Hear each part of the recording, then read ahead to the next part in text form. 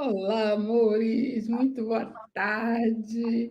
Sejam bem-vindos aqui a mais uma reflexão sobre o despertar espiritual com o nosso amado André Salles. Boa tarde, André. Falar desses assuntos tão interessantes que o público no final adora.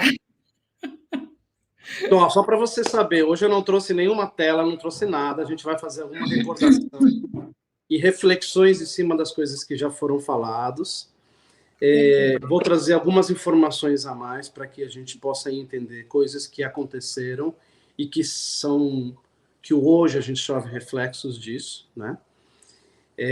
Que eu acho que são importantes. Eu acho que essas reflexões em cima daquilo que já foi falado até agora vai ser muito importante para a gente entender esse processo de despertar, né? Como você mesmo falou, né, Beth? A gente tinha conversado na live anterior. A proposta aqui é realmente fazer essas reflexões, né? Tudo bem, tem uma base de uma teoria, né? Que veio da doutrina secreta, veio de outras fontes também, como o livro de Urântia, enfim, né? Outras fontes, mas é importante esse momento nosso que nós estamos vivendo de transição planetária muito forte, né? E eu fico muito contente de estar fazendo essa live com você hoje, que a gente está startando uma nova lua nova, né? Uma lua nova em Leão, né?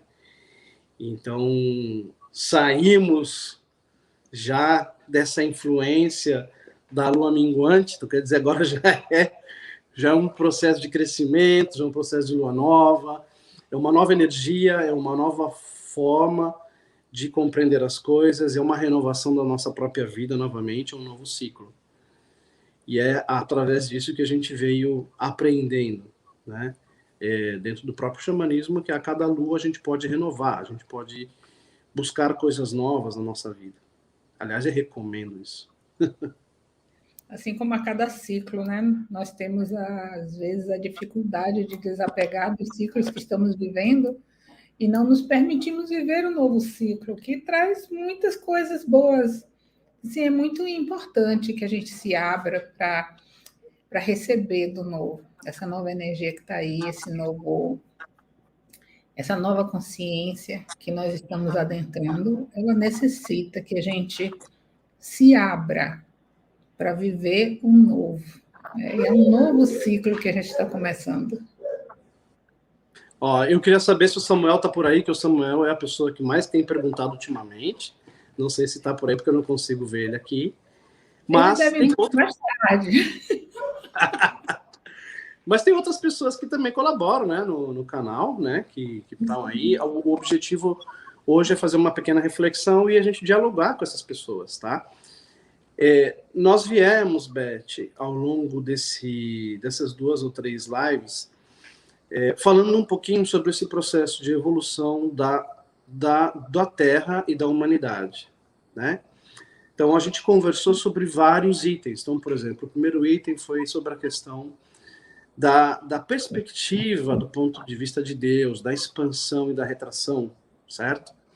Nós também descobrimos que Deus, além de ser essa grande força que emana essa energia de vida constante, quando faz esse movimento, né? Que essa, como se fosse uma respiração, é o que os indianos chamam de respiração do Brahma, né? Que é esse criar e trazer de volta. Então, essa é uma das características sob o ponto de vista do que realmente é essa energia de Deus, ok? Outra coisa que nós aprendemos também foi que Deus se manifesta em ciclos e que todos esses ciclos são manifestados em múltiplos de 7, certo? Então, desde que o mundo se formou, os sistemas solares se formaram, eles se formaram em múltiplos de 7. Ciclos que se repetem em múltiplos de 7, ok? Uma outra coisa que a gente aprendeu dos ciclos é que existem ciclos diferentes. Por exemplo, existe o ciclo de Platão, que é o que a gente chama de precessão, que são o tempo de 26 mil anos em que o nosso ciclo demora para mudar de signo do zodíaco ao outro signo do zodíaco, certo? E que quanto mais, cada vez que eu mudo a um desses ciclos ou uma dessas eras, a gente tem uma manifestação que a gente chama de mônadas, que são grandes nuvens de almas e energias que se manifestam no plano físico desse grande ser chamado Mãe Gaia, Mãe Terra, que nós estamos presentes, e que nós somos uma célula de luz dessa grande Mãe Terra, que temos os nossos mesmos ciclos individuais como um microcosmos. Tá certo? Me recorda se tiver errado alguma coisa que eu estou falando aqui, mas estou só relembrando. Tá?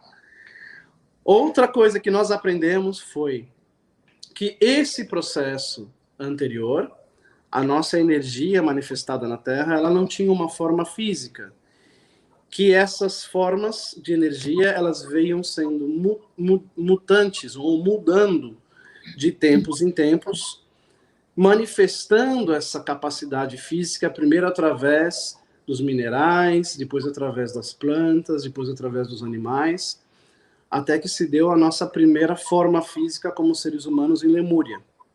Correto? Uhum. Fazendo uma retrospectiva, tá? Gente, eu tenho uma história minha pessoal com relação a isso, quando eu estava na doutrina espírita. Pode falar.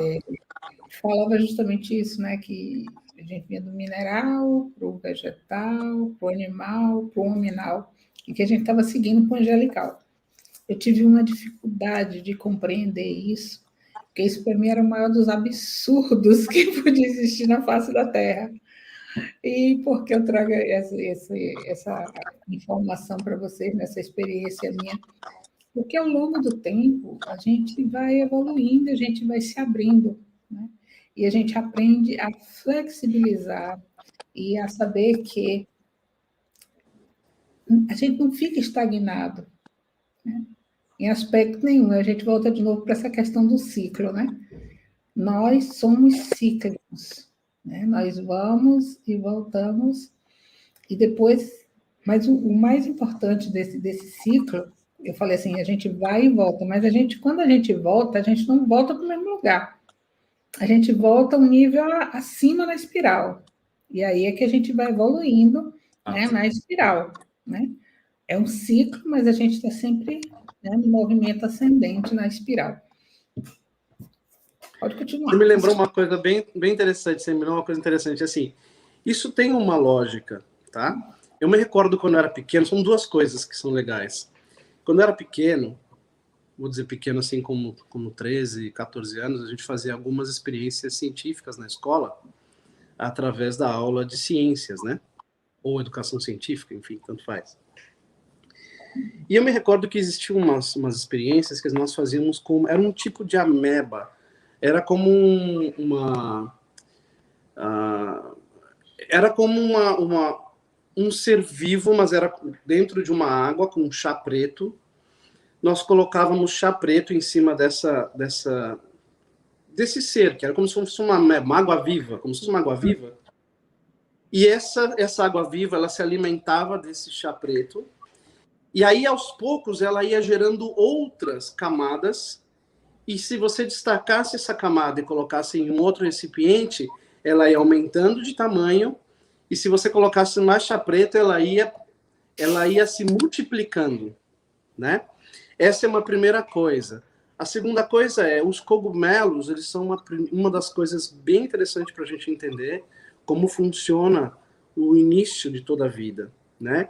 Eles nascem de um musgo com a água e o sol batendo ali, naquele período, naquele exato local, com a característica certa, aquilo vai sedimentando até formar a primeira raiz desse cogumelo, e a partir daí que nascem desse musgozinho os primeiros cogumelos, né? Então são duas coisas importantes que nós entendemos aí. Que a vida se manifesta fisicamente de várias formas distintas, mas que a energia de expansão da vida, ela nunca para. Ela é contínua, tá?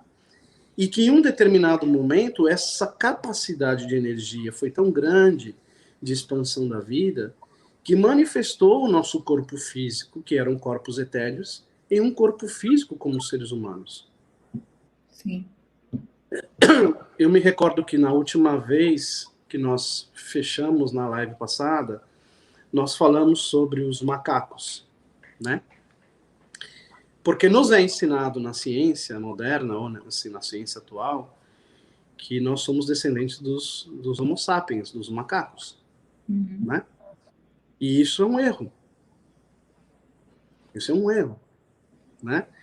Na realidade, nós surgimos paralelamente, né?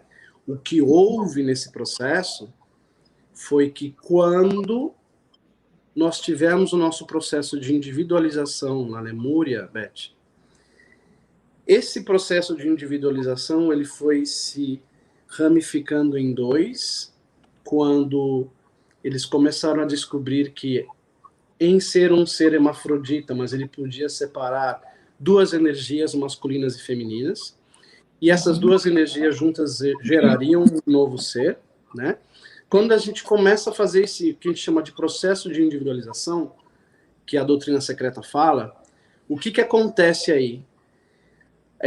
Ambos começam a se separar e ambos começam a fazer experiências com animais. E dessas experiências dos animais é que surgem os chimpanzés e as primeiras, vamos dizer assim, possibilidades de vida semelhantes às nossas aqui nesse sistema solar, ou nesse planeta chamado Terra. No entanto, para a doutrina secreta, segundo Helena Blavatsky, Beth, isso chama-se pecado do sem mente. Porque o que aconteceu? As almas manifestadas nas mônadas não admitiam ter um corpo tão rústico como aquele dos macacos. E começaram a querer não transferir essa energia que era etérea para o plano físico. Sim. Tá? Então, nesse processo, por isso que fala-se que é o pecado do sem mente. Porque justamente o macaco ele vem trazendo essa informação da não mente. Recorda que quando a gente estava em Lemúria, nós recebemos dos Kumaras a semente da mente, que é o nosso terceiro olho. Ok? E a partir daí o homem começou a desenvolver a mente. Então, isso foi um entrave no meio do caminho, que novamente a gente teve que ter a intercessão dos nossos guias espirituais, os nossos guias elevados, para que intercedesse nesse processo de multiplicação dos seres humanos com os animais e parasse essa vertente e a gente continuasse a tomar esse caminho correto que nós tomamos. Foi aí que caminhamos para Atlântida. Tá? Alguma pergunta sobre isso? Isso é interessante, porque a gente sempre sabe que a gente tem a informação de que a gente é descendente dos macacos e dos homo sapiens há mais de 5.000 anos atrás, e na realidade nós somos muito, muito mais antigos do que isso. Sim. Imagina quantos milhões de anos não tem a Lemúria, não tem todo o continente da Atlântida, né? Eu falei aqui algumas lives atrás sobre um livro de Greg Braden, que justamente ele contesta essa tese, né? Ele traz clareza sobre isso. Eu não concluí de ler o livro, mas achei muito interessante a parte que eu já li. Vou ver se eu acho aqui o nome de novo para colocar aí no chat, para quem tiver interesse. Bom, de qualquer forma, enquanto você põe o nome do livro, eu vou continuar dessa parte onde eu parei para as pessoas poderem entender um pouquinho mais. Claro. O que acontece quando a gente tem a nossa individualização? Começa a desenvolver o que a gente chama da quarta raça para a quinta raça raiz. Ou seja, a Atlântida começa a se desenvolver, né?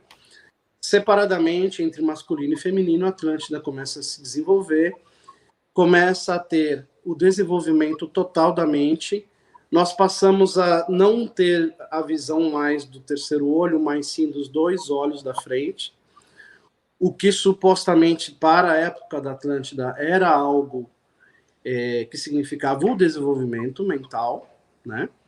E realmente os Atlântidos chegaram a ter, inclusive, o terceiro olho desenvolvido e os 2 olhos com capacidades de movimentar psiquicamente os objetos, de ter leitura, o que a gente chama de telepatia hoje, né? Desenvolveram poderes e dons que foram dados por esses Kumaras, que, como eu disse na outra live, é liderado aqui por Melquisedeque, ou Sanat Kumara, que é Melquisedeque, estabeleceu o plano de Shambhala como um processo de desenvolvimento da mente do ser humano e crescimento consciencial do ser humano através das 2 civilizações paralelas, Lemúria e Atlântida. Aí tem alguma coisa aí, um mistério, né? Exatamente. Né? Bom, o que houve nesse processo? Né? O processo de individualização, quando houve a intervenção através desse pecado dos sementes, vamos colocar pecado como uma palavra meio, né? Vamos entender essa palavra de uma forma mais profunda, que somos todos bem despertos aqui, sabemos que isso não existe, mas assim, pecado do semente acabamos procriando com situações de DNA que não estavam de acordo com aquilo que seria o plano de desenvolvimento da humanidade, ok? Quando isso aconteceu, foi justamente onde culminou o estabelecimento por Sanat Kumara de Shambhala, e toda essa energia de Shambhala começou a expandir para toda a humanidade, desenvolvendo de forma absurda tanto Lemúria quanto Atlântida, né? Foi aí que surgiram todo esse processo. A Atlântida tinha um conhecimento não só mental como espiritual, e a partir daí eles tinham a capacidade de mover mentalmente as pedras. Por exemplo, Stonehenge tem a formação mais ou menos dessa época. Então, a gente passa a ter uma população que tem um poder muito grande. A partir do momento que esses 2 grandes grupos vão se desenvolvendo, o que acontece? O ego fez com que vários reis de várias pequenas cidades começassem a guerrear. Tanto é que isso é colocado nos clássicos indianos, no Bhagavad Gita, né? No Bhagavad Gita, como a clássica guerra entre o bem e o mal. Como aconteceu isso? Quando o ego ficou maior e esses grandes reis, esses grandes líderes e guias não estavam preparados necessariamente para desenvolver esse processo espiritual, mas com um poder espiritual muito forte, o que começou a acontecer? A mente começou a tomar muito mais controle do que o coração, do que o espírito. Então, o ego do ser humano, na época de Atlântida e de Lemúria, começaram a ficar cada vez maiores e os conflitos começaram a existir.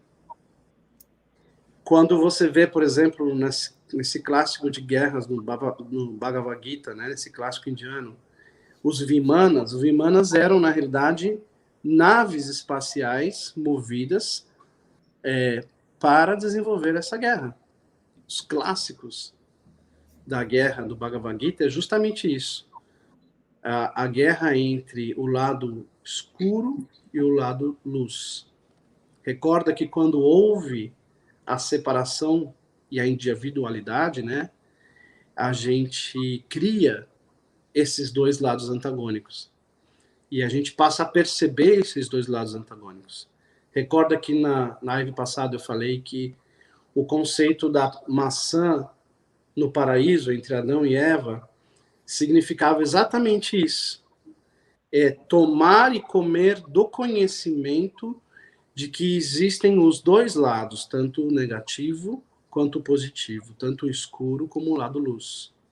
Ok? E nesse momento, antes do dilúvio de Atlântida, a humanidade ela foi levada a ter que decidir entre os 2 lados. entre o lado luz e o lado sombra. Quando aconteceu isso, houveram toda a inclusão através de um ser chamado Devadatta, ok? Que é o precursor de toda a escuridão, de todo o lado negro, de todos os magos negros. Começou a ter aí um processo de levar essas pessoas a decidir que lado ele ficaria. Lado positivo ou lado negativo? Lado da escuridão, lado negro, das sombras ou lado da luz? E aí isso ficou clássico através dessas guerras de domínio, né? Isso é uma coisa que reflete na nossa vida até hoje. Hoje nós estamos tendo uma consciência muito maior, mas na vida nossa, a grande questão fundamental não é o outro, é a guerra que nós temos interna entre o nosso lado de sombra e o nosso lado de luz. Esse entendimento nada mais é do que o caminho de despertar que nos leva a entender esse Deus que está dentro da gente. Essa força de Deus que está dentro da gente manifesta justamente essa condição de compreensão ou de iluminação. Você, Beth, pode falar, porque falei bastante coisa aqui. A força de Deus dentro da gente é a nossa fração da fonte, né? Que é o que Jesus diz, vós sois deuses. Então, essa é a nossa força maior. E quando a gente se reconhecer como somos verdadeiramente, nós vamos dar o nosso salto quântico, né? Estamos todos aqui no planeta, nesse momento, sendo mobilizados de uma forma ou de outra, através das frequências que estão chegando. E aqueles que despertarem para essa sua força farão a transformação, a grande transformação, né? A mudança para a quinta consciência. Então, a gente vê todo esse histórico que você está trazendo para a gente entender o nosso processo hoje, né? Para a gente ver o que nós, enquanto humanidade, pensamos e elaboramos sobre tudo isso, né? E trouxemos as várias teorias, né? De como foi, de como poderia ter sido, de como talvez fosse. E hoje a gente olha para tudo isso com um outro olhar, podendo analisar e concluir que aquelas pessoas tinham acesso a uma parcela da informação, né? Porque nós ainda não acessamos a informação na sua totalidade, uma vez que ainda não absorvemos, não acessamos a nossa força de Deus. No momento em que a gente fizer isso, é que a gente vai ter essa informação completa. E aí é o nosso processo de total iluminação. E é interessante você ter falado isso, sabe por quê? Agora vem essa reflexão que eu quero fazer sobre esse aspecto. Recorda que eu comentei que a Lua, ela é uma encarnação da Terra de um ciclo que já terminou e que está dando continuidade agora no nosso planeta Gaia, né? Segundo a doutrina secreta, tá? O que acontecia nessa época? Como foi essa origem desses magos negros? Muitas dessas pessoas que estavam aí vivendo na Terra faziam parte da cadeia lunar, ou seja, eles tinham já um desenvolvimento espiritual e conhecimento mediúnico muito maior do que os que começaram a desenvolver esse processo aqui na Terra. Então existiam dois grandes grupos de almas vivendo nessa Terra nessa época. Aqueles da cadeia lunar e aqueles da cadeia terrestre. Esses da cadeia terrestre, com a centelha divina da mente, tinham que se esforçar muito, muito mais para compreender tudo aquilo que era sob o plano de vista espiritual e desenvolver o coração. Aqueles que eram da cadeia lunar, que já eram médiuns de muita força, de muito conhecimento, etc., não queriam fazer esse tipo de esforço, porque para eles era normal isso. Essa forma de não buscar essa compreensão de uma maneira maior e mais ampla sobre o significado da época, dos ciclos, tudo o que a gente está fazendo aqui agora, né, fez com que esses médiums se tornassem nas primeiras linhas de magos negros, porque atuavam em função de impor as suas condições, de usar o seu poder mediúnico para ter as coisas para o seu próprio ego, percebe? Então, todas as vezes em que você vê alguém que faz ou fala alguma coisa que interfere no livre-arbítrio, se remete a essa cadeia de grupos de seres lunares que são o que a gente chama hoje em dia, ou que chamavam-se na época, de magos negros. Por isso, muitos filmes antigos retratam sempre a luta entre magos brancos e magos negros, né? Aí você tem lá Senhor dos Anéis, você tem lá vários outros filmes que falam sobre esse tipo de misticismo, porque isso é a verdade. Isso é a verdade da humanidade desde quando isso existiu. Entende? Então, assim, por isso é importante as pessoas compreenderem que é justamente essa dissonância de achar que, por conhecer mais e por ter um acesso espiritual maior, ele pode interferir nas situações das outras pessoas. Isso é muito delicado, porque isso denota uma tendência de ter essa linha, né, de magos negros sendo arrastado por essa, né, por esse caminho todo de ancestralidade, né? E aí essa guerra, esse conflito traz o que para a Terra? Traz novamente toda uma mudança energética, por isso que houve o dilúvio. Ou seja, é um ciclo que vai se fechando com essa grande guerra universal que teve, onde se usavam bimanas, que eram essas naves espaciais, que eram como se fossem pirâmides, né? É o mesmo conceito energético da pirâmide hoje, mas aplicado à guerra, né? Então, em vez de entenderem mais e avançarem sob o ponto de vista de humanidade, de consciência, cria esse conflito. E aí, grande parte da população e Atlântida hunde, e os grandes guias experientes que já existiam, que já sabiam que tinham ali, vai movimentando as pessoas nesse processo. Quando acontece esse dilúvio, é um fim de um ciclo e início do outro. Ou é o início de um outro ciclo que se deu com Noé, ou Enoque, ou na Índia, o Manu Vaisvasvata.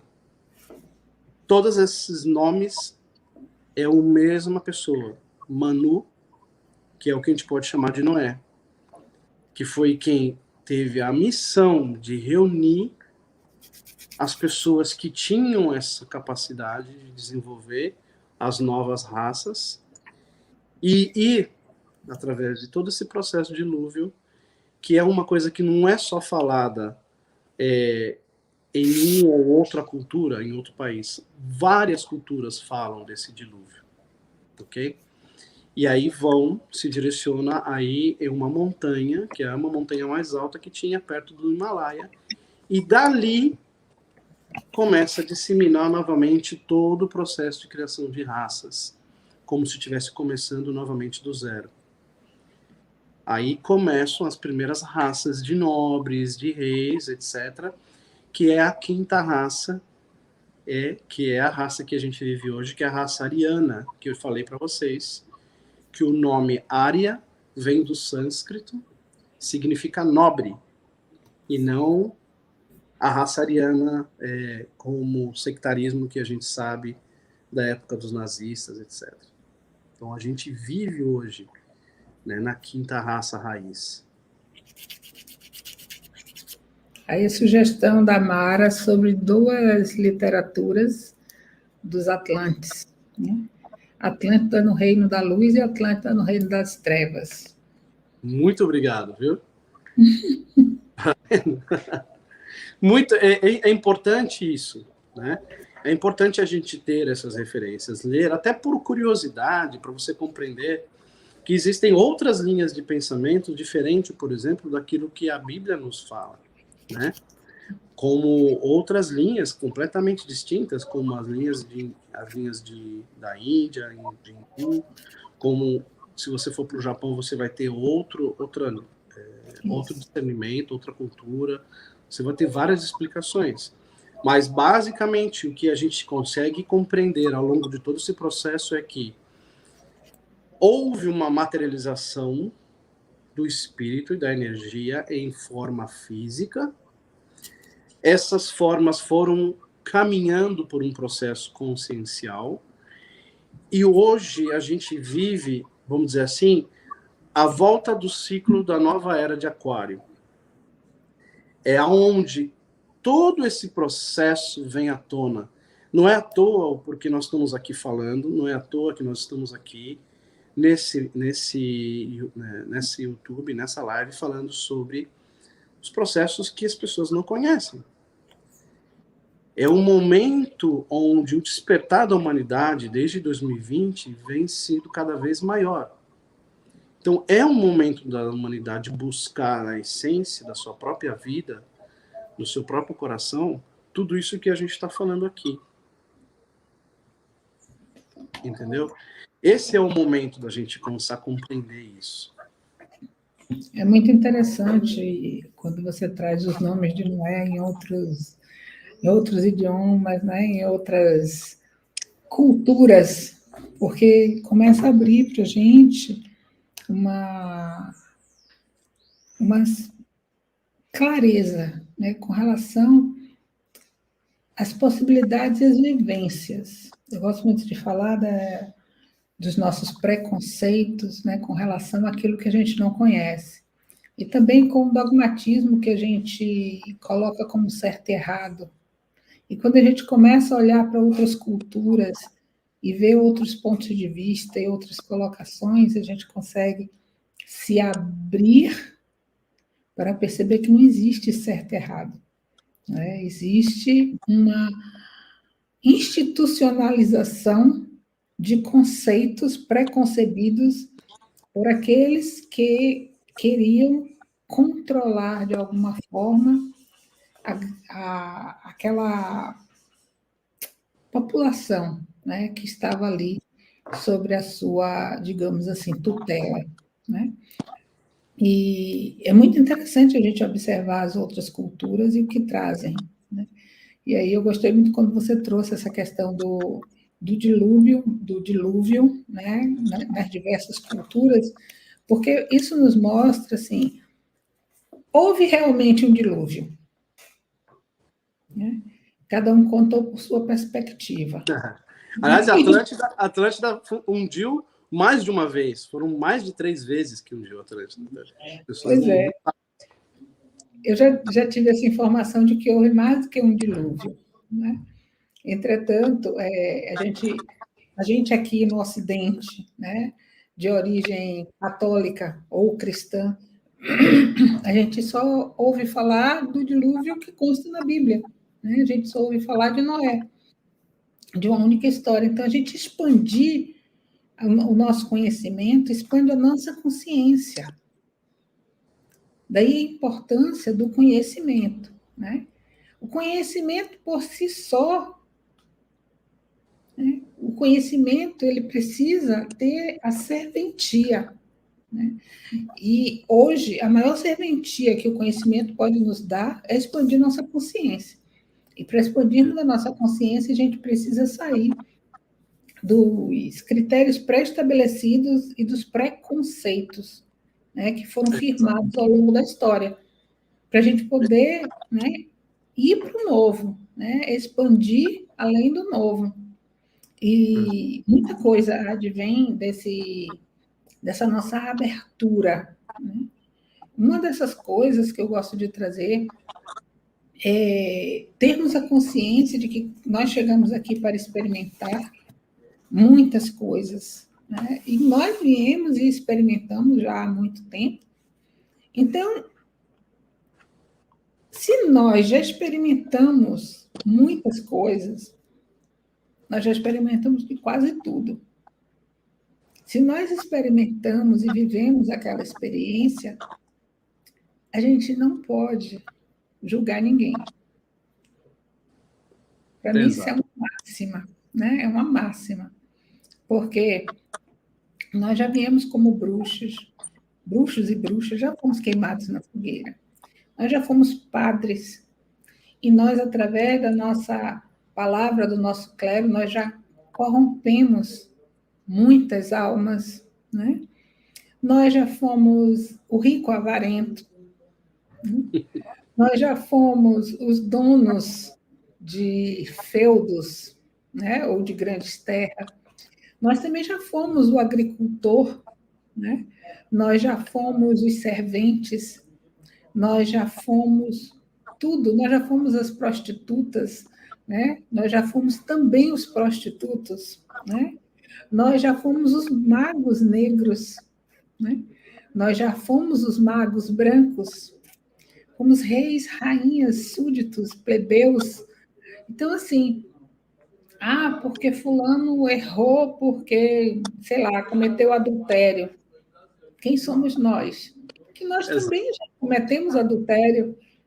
A gente só não lembra, a gente veio com um véu do esquecimento. E outro dia a gente estava numa live conversando, e Mateus trouxe uma coisa muito interessante, que são os novos seres que estão chegando ao planeta, que já chegam sem o véu do esquecimento. Não tem mais necessidade de esquecer. E nós, nesse processo que estamos passando agora, nós estamos acessando os nossos registros acásticos. E estamos liberando esses registros, né? É como um resgate, né? Nós estamos resgatando todas essas nossas frações a partir das experiências, tudo aquilo que ficou acoplado a gente, para soltar, para a gente poder viver o novo e expandir a consciência. Quando você dogmatiza as coisas, os dogmas eles foram criados para controle, né? Eles foram criados para controlar, né, a massa. Eu até compreendo que imagina um ser humano com um potencial muito grande, mas também sem compreender o lado sombra dele. A capacidade de coisas que iria fazer seria infinitas, assim. Então, de certa forma, não é que os dogmas estejam errados, eu acho que tudo tem uma época, sim, tudo tem o seu porquê, né? Eu vou dar um exemplo. Vou dar um exemplo prático, ok? O nosso amigo Chico Xavier, né? Nosso amigo Chico Xavier, há tanto tempo atrás, falava de seres extraterrestres dentro da doutrina espírita. Tá certo? E hoje, uma das maiores dificuldades que eu tenho dentro desse processo, com alguns centros espíritas que tem aqui nos Estados Unidos, é, de repente, trazer uma palestra sobre projeção astral, que nada mais é do que algo que os médiuns já fazem naturalmente, que todos nós fazemos naturalmente, e que talvez a compreensão disso possa trazer uma maior compreensão sobre o seu processo de espiritualidade e mediunidade, né? E isso não sou eu que vou fazer, é o Wagner Borges, que é o detentor de um conhecimento de projeção astral já há muitos e muitos anos, né? E realmente é muito difícil quando a gente engessa o dogma dentro de conceitos como medo, como domínio, como coisas que não prezam o desenvolvimento da humanidade e o livre-arbítrio, ou seja, o livre conhecimento. Todas as pessoas deveriam ter acesso a aumentar o seu conhecimento sob o ponto de vista espiritual. Isso chama-se liberdade. Conseguir conectar com Deus diretamente, com esse seu eu sou superior, né? Relembrar todos esses conceitos anteriores, as vidas anteriores que teve, como uma forma de entender o que é ser melhor consciente. Não como uma forma de penalizar-se, né? Como você mesmo disse. Todos nós fomos tudo. Nós somos magos negros, magos brancos, nós somos freiras, nós somos, né?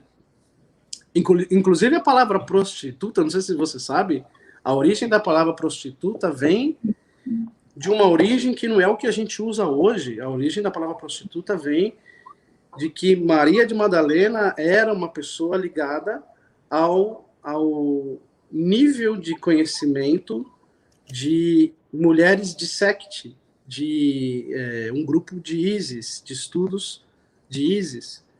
E ela não era de acordo com a religião da época. Então, aquela mulher, ou aquela pessoa, não necessariamente a mulher, mas o homem, que não estava de acordo com os dogmas da época, era chamado de prostituto. É aquele que não está dentro dos dogmas. Né? É interessante as pessoas entenderem isso. Né? Então, era uma forma de denominar uma pessoa que não respeitava o dogma do hebreu naquela época. Sim. Por isso muda tudo, né? Muda todo o contexto. Quando você começa a saber... a professora Lúcia Helena, da Nova Acrópole, ela faz muito bem isso. Ela gosta de dessecar algumas palavras que são fundamentais, que vai na etimologia e vê a origem de tudo isso. Eu adoro ela, sempre acompanho o canal dela. Acho maravilhosa, sim. E é importante a gente fazer isso, né? Assim, eu acho que a curiosidade ela tem que estar movendo a gente a ser melhor, a ter uma consciência melhor, porque isso também faz parte do despertar da humanidade. Sim. Sim, com certeza. Deixa eu te fazer uma pergunta. Você está fazendo a unha? Não. Eu tô falando pra você. Não estou fazendo as unhas. Eu estou olhando algumas observações aqui, ó.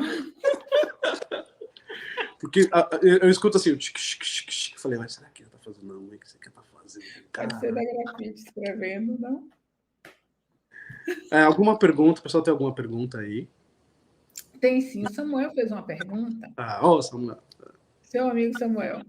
O que tem de especial que esses seres querem sempre estar em contato com os seres humanos? Aí eu perguntei a ele aqui, quem são esses seres que você está se referindo? Porque ele não foi específico, né? Mas ele não respondeu ainda, então eu não sei quais são esses seres que ele está se referindo, né? Então, acredito que sejam os seres das estrelas, extraterrestres, ponto. Bom, agora, hoje em dia, extraterrestre está em todo quanto é lugar, né? É o assunto do momento.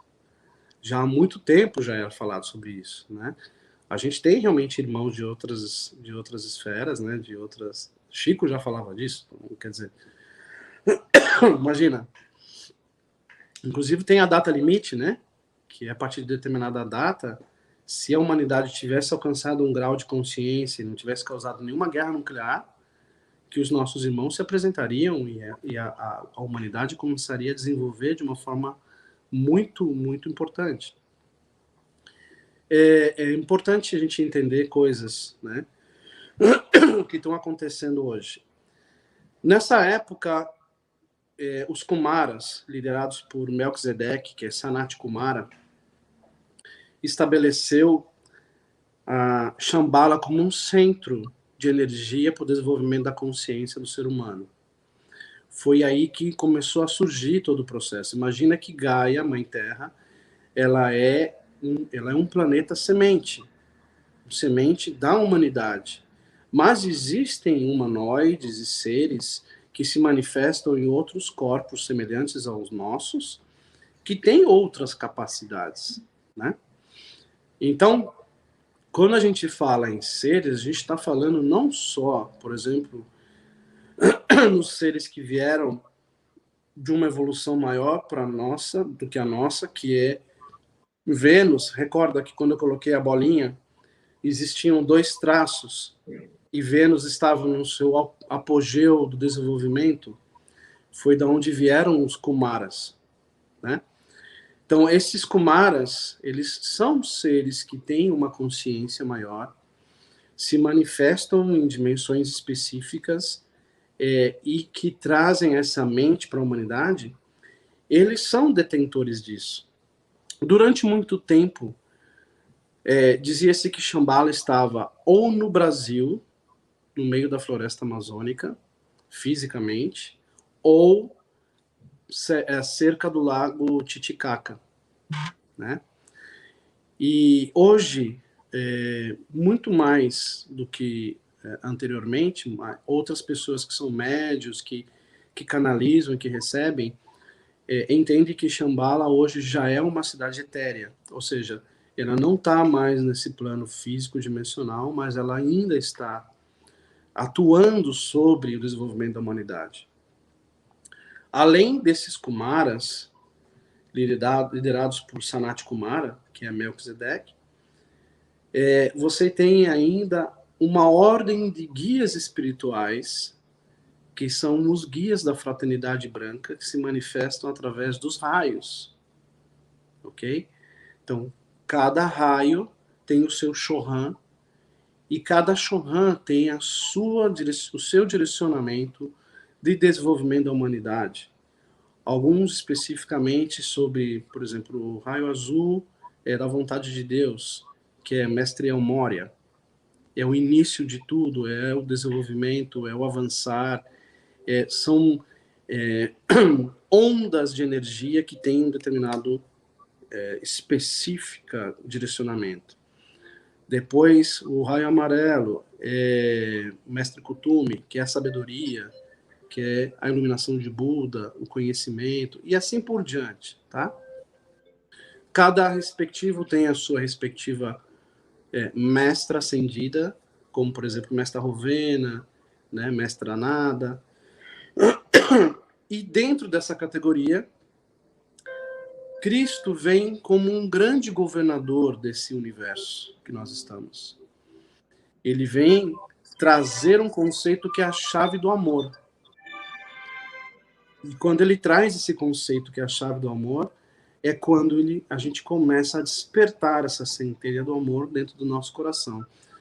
É como se, ao longo desse período da humanidade, a gente tivesse mais voltado à nossa mente, e quando ele chega e traz a chave, que é o amor, a gente começa a acionar a nossa espiritualidade através do nosso coração com a mente. Então, esses seres todos, além, obviamente, de outros irmãos estelares, eles colaboram através desse processo de crescimento da humanidade, desde quando houve esse processo do dilúvio e uma nova geração de raças foram sendo criadas, através do que a gente chama de processo de iniciação. Todos os processos iniciáticos são processos de desenvolvimento espiritual. Alguns deles foram processos iniciáticos que levaram as linhas mais ligadas à parte mais densa, mais ecológica, que são os orixás que vieram da África, etc. Outras linhas ficaram nas montanhas, que é toda a linha de desenvolvimento do Zen budismo, do budismo tibetano, todo o budismo da montanha. Outras linhas foram se desenvolvendo para os estudos da Igreja Católica. Então, você começa a perceber, e isso chama-se xamanismo, é a origem ancestral da formação de todos os dogmas religiosos que funcionam como uma forma de iniciação. Percebe? Então, todo o processo iniciático, ele é um desenvolvimento consciencial. Falei demais. Não. Será que eu respondi?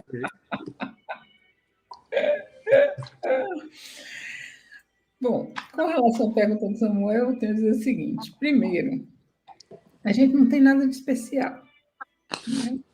Quem acha que é especial é o ego, e aí eu sou especial, todos querem estar comigo, né? Eles estão vindo me salvar porque eu sou especial. Não, nós não somos especiais. Nós somos igual a todos os seres, porque todos temos a mesma origem. Todos nós viemos da fonte. Nós somos eles, eles são nós somos um, né? O que nós temos que estar atraindo eles aqui agora, neste momento? Primeiro, não é aqui agora, eles já estão aqui há muito tempo, né? Nós estamos passando por um processo transacional de transição planetária que impacta em todo o cosmos, considerando que tudo é energia, frequência e vibração. Se nós temos um planeta chamado Terra, né, conhecido como Gaia, que está numa frequência, se podemos dizer, densa, né, e está transacionando para uma dimensão mais sutil, significa que ela está alterando a sua frequência, a sua vibração. Se estamos todos juntos, o que acontece? Toda vez que um muda a vibração de todos muda. Então, o planeta Gaia está mudando a sua frequência. Todo o cosmos está ampliando a sua frequência em decorrência dessa transformação de Gaia. Se uma parcela da população de Gaia está em processo de ascensão e está mudando a sua frequência, todo o cosmos está também modificando a sua frequência. Percebe que está havendo uma sutilização na totalidade? Então, esses seres estão aqui por amor a nós, né? E por amor ao todo. Porque auxiliando-nos a fazer o retorno de volta para casa, que é o retorno de volta a nós mesmos, fração da fonte, nós estamos cada vez mais unificados, todos ampliando a sua frequência. Estamos todos interligados, não existe o um sozinho. Não existe o que eu faço só de respeito a mim e só impacta em mim. Tudo que eu faço impacta no todo. Toda palavra que eu profiro impacta no todo. Todo pensamento que eu emito impacta no todo. A gente tem o hábito de pensar que só são as ações que impactam. Não. Toda movimentação energética impacta no todo. Agora, impacta de formas diferentes, a depender da energia que você está manipulando naquele momento com aquilo que você está fazendo. Então, eles estão aqui, sim, por amor a nós e ao todo. E talvez seja um pouco demais a gente já conseguir compreender que nós somos eles e eles somos nós. Mas é verdade, né? A compreensão vem depois. Primeiro a gente fala, tem a teorização, né? A gente sabe conceitualmente, a gente sabe intelectualmente, depois então a gente absorve o conceito e integra, que nem eu contei lá no início da questão do mineral, do vegetal, do animal, etc., né? Então, assim, muita coisa chegou a mim como informação e eu rejeitei no primeiro momento. Eu precisei de um tempo para elaborar e então compreender verdadeiramente aquilo que estava sendo dito. Muita coisa mesmo. Eu Eu sou uma pessoa que eu não aceito tudo assim de pronto, não. Então, eu deixo lá guardado, lá um momento eu passo a compreender. Há muitos anos atrás, há mais de 20 anos atrás, eu já ouvia falar em atemporalidade, em não espacialidade, em física quântica, né, em campo de possibilidades, de infinitas possibilidades, e eu não conseguia compreender, né? Mas eu ouvia falar e aquilo já ia, né, me despertando, até um ponto em que aquilo começou a fazer sentido, né? Meu intelecto foi se abrindo e eu fui começando a perceber. Então, hoje eu já consigo falar dessas coisas, já consigo experienciar e ver o campo das infinitas possibilidades, né? Quando eu li o livro de Greg Baraden pela primeira vez, A Matriz Divina, aquilo para mim era... Tá, tudo bem, ele está ensinando para a gente, mas ele não diz como, né? Como é que eu vou acessar isso aí? Isso aí está aí, sim, e aí, né? Eu vim entender isso anos depois, assistindo aquele filme Quem Somos Nós, né? Onde tem a cena da bola de basquete, não sei se vocês lembram, Ah, né? sim, várias vezes. Essa cena é clássica, onde o menino está jogando bola na quadra de basquete, ela está como observadora, e existem infinitas bolas ali quicando.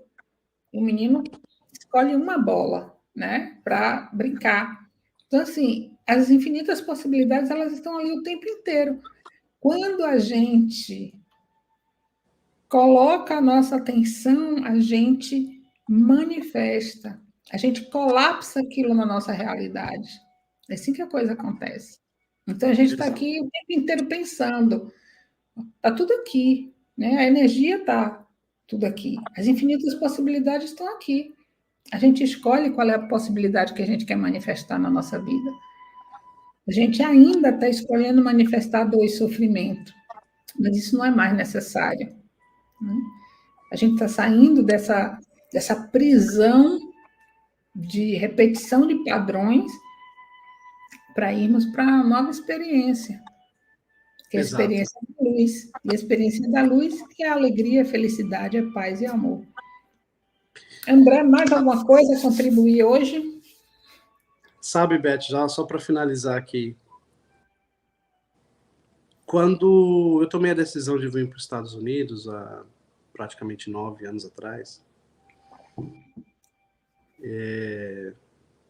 com 40 e poucos anos, né?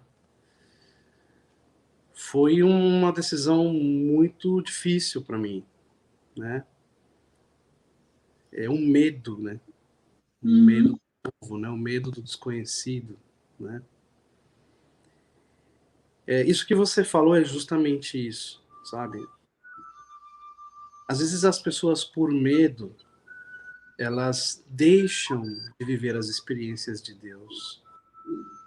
Nós somos uma célula de Deus, manifestando fisicamente as experiências, e ele possa compreender determinadas coisas.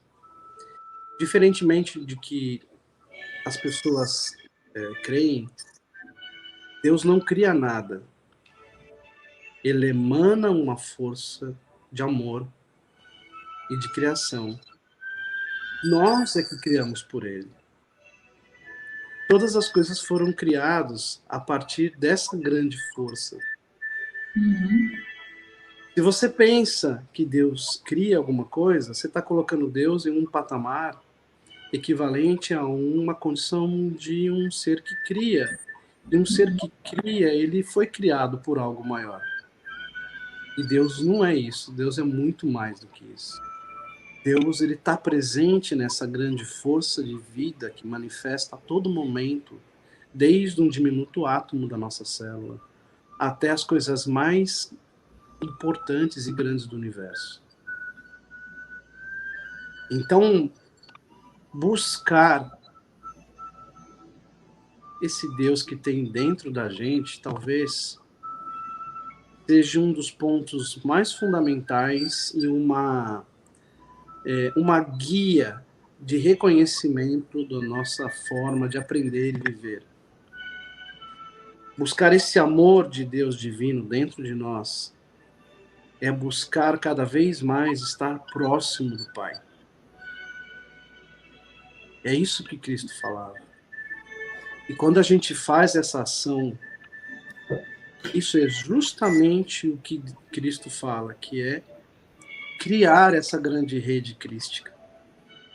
Isso que nós estamos fazendo aqui agora, dialogando sobre as questões espirituais, não tem sentido se a gente não for para a nossa vida agora, nesse exato momento, a gente não botar o nosso pezinho na grama agora ali, não sentir o sol batendo na nossa cara e entender o que é Deus na minha vida, fisicamente falando, né? A capacidade que a gente tem de mudar a vibração em um determinado momento. Vamos realmente buscar isso, compreender isso, como a Beth está falando. Essas são as possibilidades. Você pode escolher viver pelo teu lado sombra ou pelo teu lado luz. O teu lado sombra tem caos. O teu lado luz tem organização, tem direção. Não é? Entenda isso de forma prática na sua vida. Finalizando, não acredite em tudo que está sendo falado na internet. Uhum. Traz essas coisas que estão sendo faladas para o teu coração e vê que se realmente ressoa com aquilo que você tem de sentimento no teu coração. A mim não me interessa se tem um disco voador, se não tem, se tem um alien, se não tem, se o governo dos Estados Unidos tem robô por trás e tem gente com cara de máscara, não interessa. A mim me interessa o que eu sinto no meu coração do que é a verdade de Deus em mim. E é isso que faz eu caminhar um passo a mais no meu desenvolvimento como ser humano. Né? Obrigado por todos. Obrigado, Beth. Obrigado. Gratidão, meus amores. Gratidão, André. Obrigado, por Beth. todo esse conhecimento e esses esclarecimentos. E até mais. Graças a você. Obrigado. Até mais. Bye, bye.